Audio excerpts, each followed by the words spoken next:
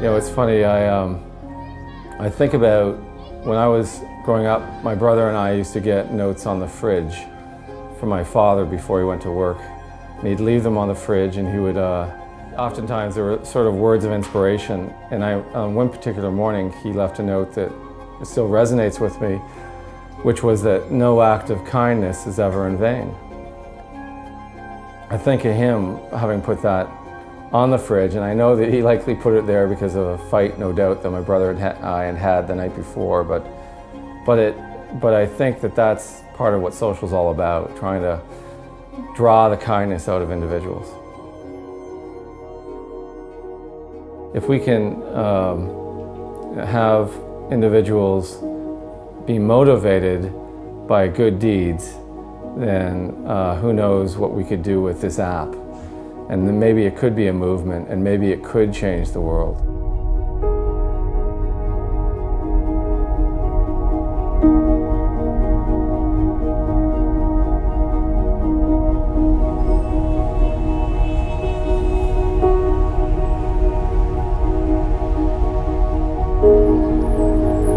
We believe that there's good in everyone. We believe that given the right opportunities and presented in the right way, that everybody will do good. I think we live in a society where the only way to do good right now is potentially through monetary donations. And if people don't have money, they might feel left out or unable to contribute to causes, big causes, and things like social good. We're really looking to build a platform to accommodate and give these people opportunities that are not monetary, are not based in donation, but based in giving back your time, your effort, and your energy. And that can translate into so much more good and so much more impact than a dollar ever could. It doesn't exist today. We believe that we've got a platform to give these people that opportunity, and people can start making an impact in their own way.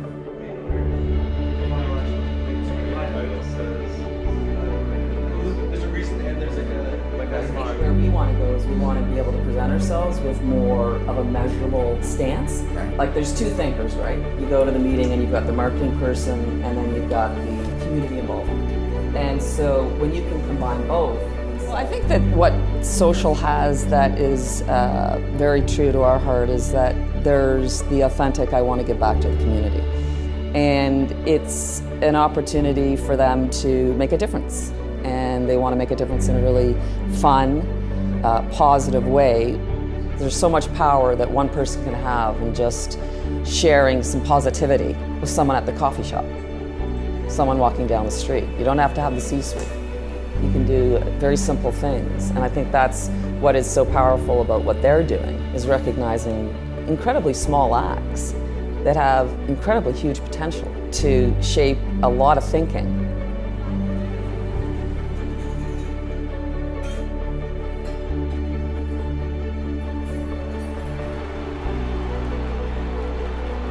You know, as a young kid, I won ribbons at little races, you know, and but it gave me the psychological feeling that I can do this.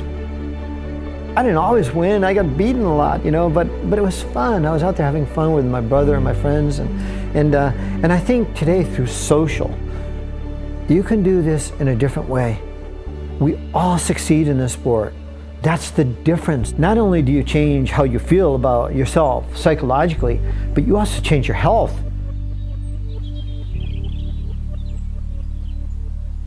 Well, like most of us, as our culture became more and more rooted in our online kind of community, we saw this evolution of really what I would call as a need for us to be better online citizens. I like to say we need to start to use our superpowers for good.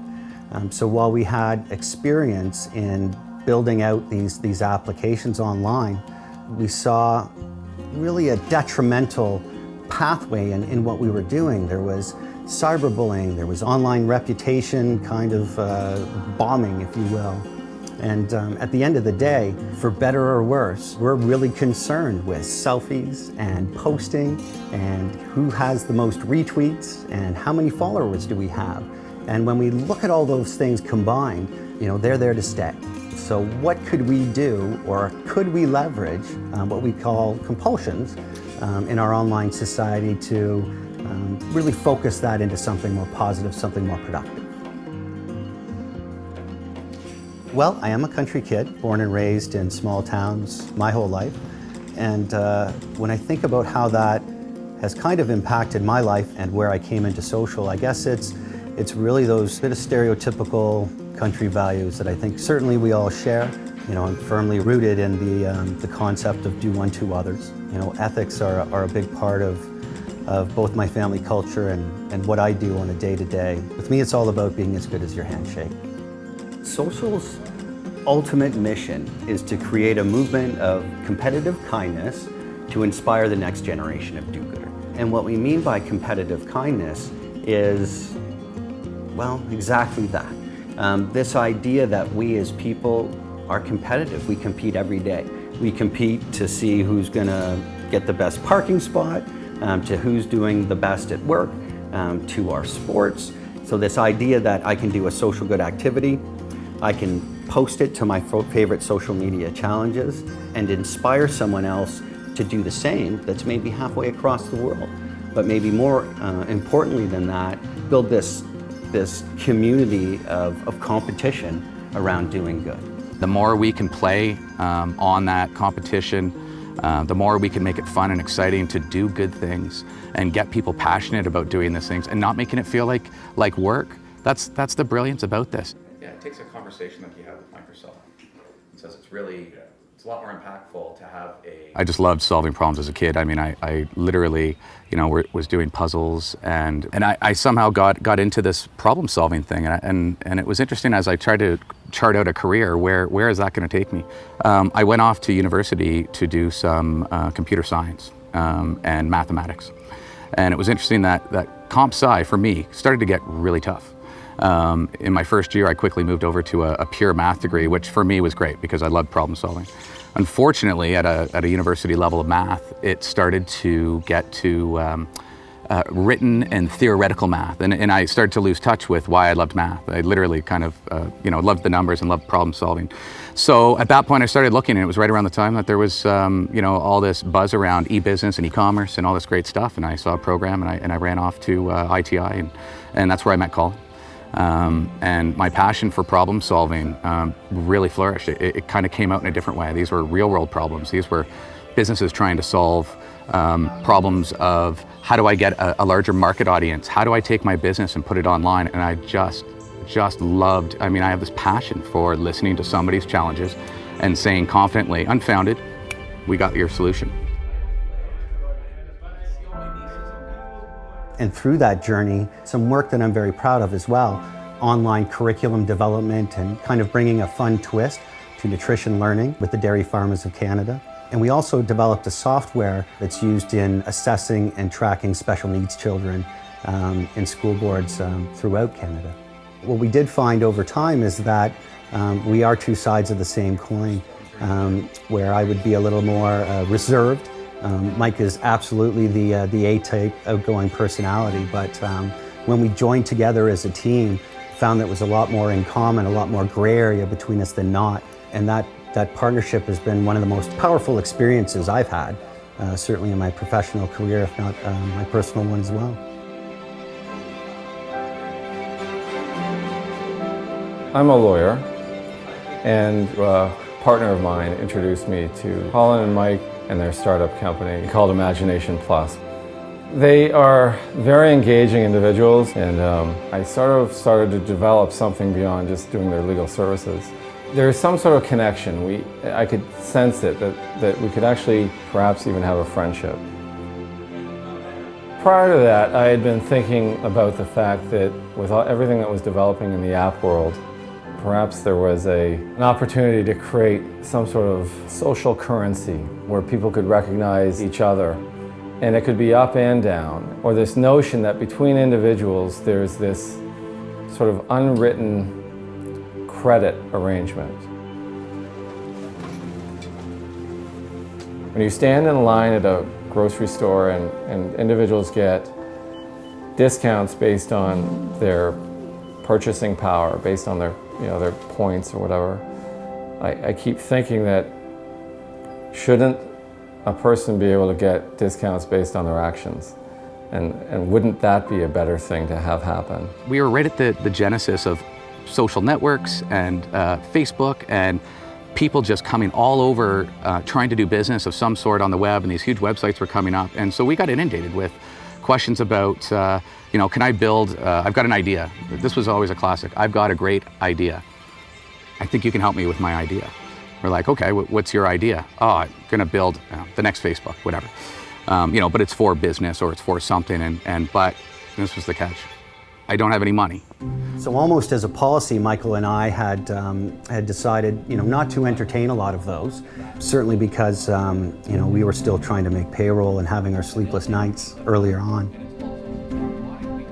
We had a drink at a bar and we were talking about different things, and I had said, what about this concept of social currency? And the idea was, can we put a number to that? Is there a way to quantify that type of relationship? We heard him out, and it was funny because we immediately just kind of had our back up like we've always done, just said, great idea, policy. But there was something about this, it just sat with us.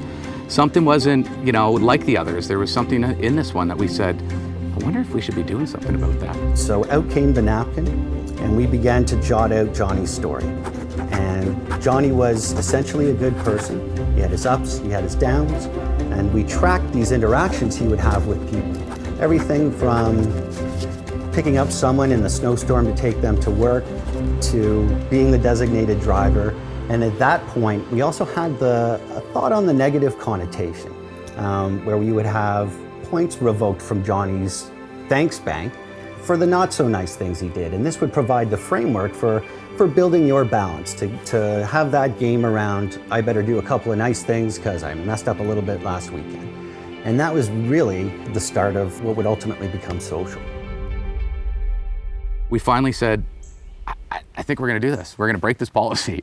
Let's maybe go down this path. When you're in a room and everybody thinks an idea is great, the problem with that, and you start to realize it, is that it's circular and everybody thinks the idea is great and there isn't any outside testing. So we sat around and Colin and I came up with a friend at the time that had done a startup, built it, grew it, and sold it, and said, let's pitch him.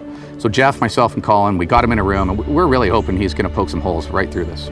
Shoot it full of holes, we'll all go home, go back to our business.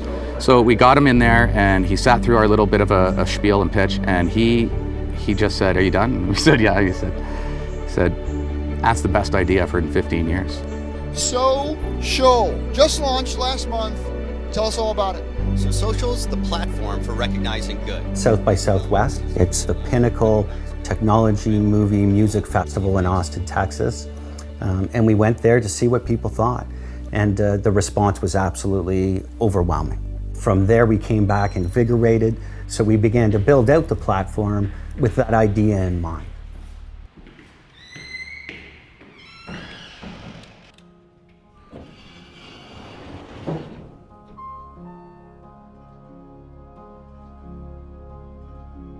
For any game, half the game is actually mathematics. Like you see the animation, you see the artwork, you hear the music, right?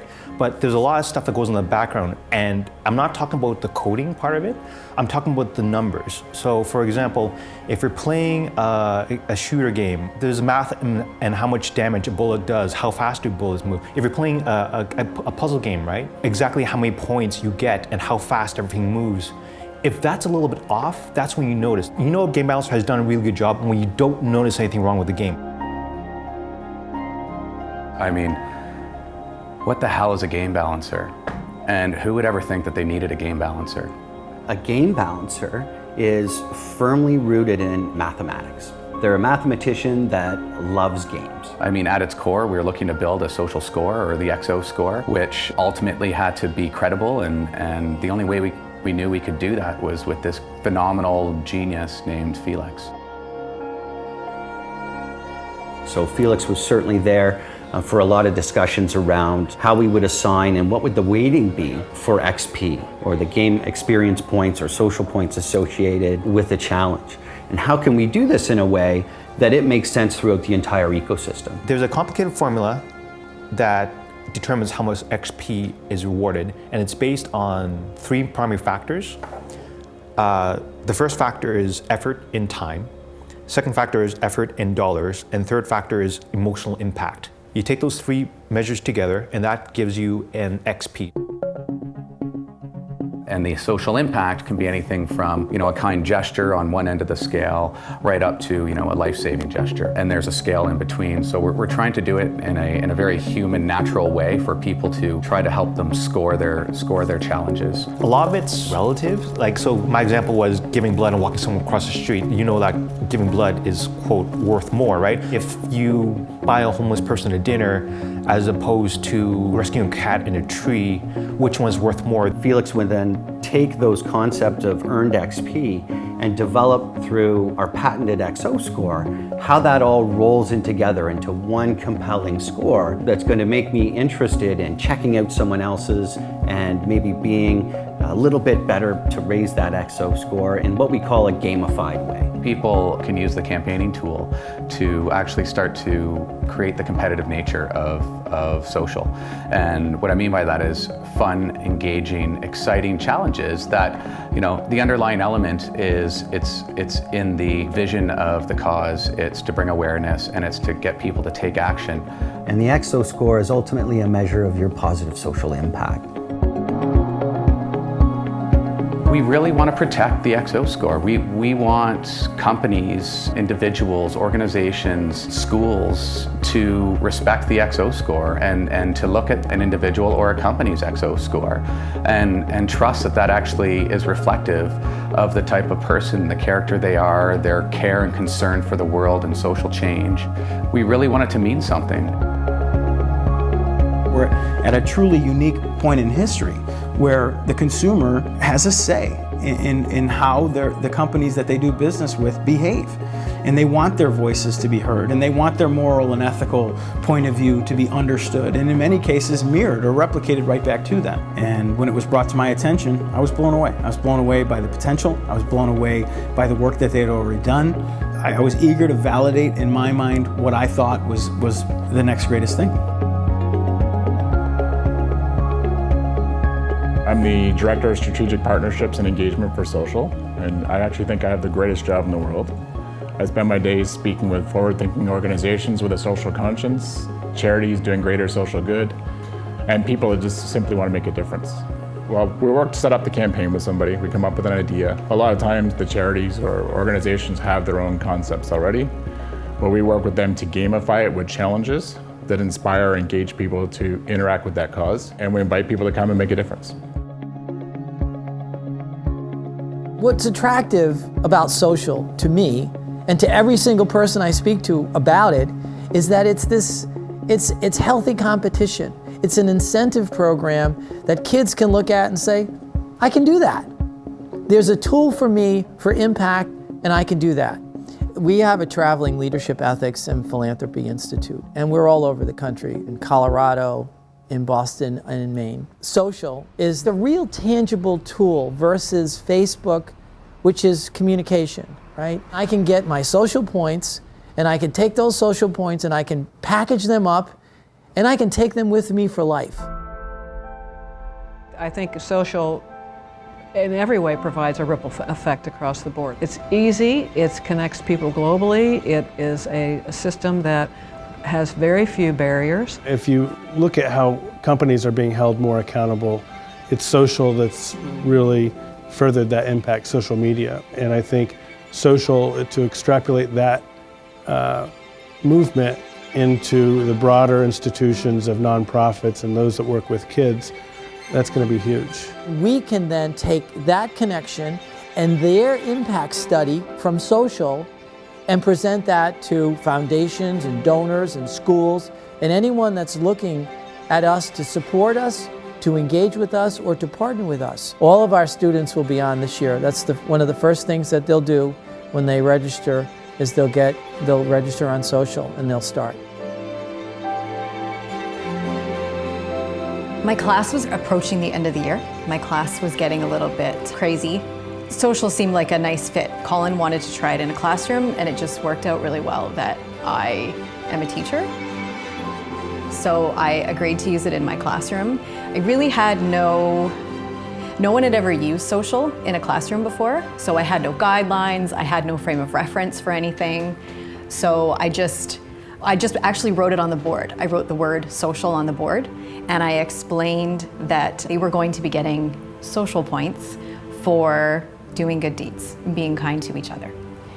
They took to it. I had no idea that they would embrace it the way that they did. Our classroom goal was 500 XP, 500 social points. And I was a little concerned that they were going to wonder what they would get when they got to 500 social points. I wanted the reason for them to do kind things for each other to come from inside and not to be motivated by external rewards, like a pizza party or a free movie in class. And not once did any of them ask what they would get.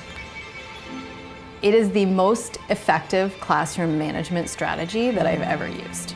These kids are completely aware that their actions directly impact other people. It's competitive kindness, and there is no better kind of competition.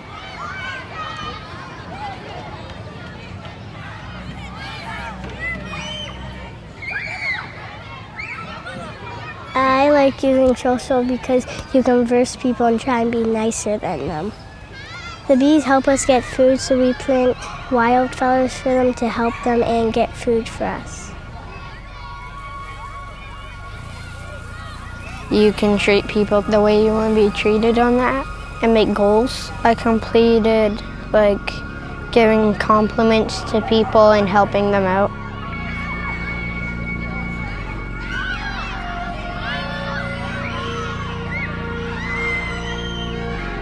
We have always instilled into our kids how important it is for them to give back to their community. And I think sometimes they worried that they'd have to do something really huge to give back because they need to make a big impact. But I think through this app, they're realizing that a lot of little things can make one big thing. So it's like full-on competition in the family, everybody's involved, but it's just knocked my socks off how much they've done. My wife started a campaign with our family, and to be honest, I didn't know how it would go because I think I might be wrong in this, 45 different challenges, and I think they add some every couple of days, and these challenges are usually doing something good or different or making a difference in somebody's life. My granddaughter's so into it now that actually this morning we dropped her off at school and they actually left a gift for a child at the amusement park. So she wants to take the money out of her piggy bank at our house and do more things in the challenge and get more involved. And she's 5.5. I mean, she's just starting to read, but she's learning how to be kind before she's actually learning how to read, which is a pretty cool thing. The thing that shocked me about this is that everybody wants to make a difference. They just need some encouragement to do so.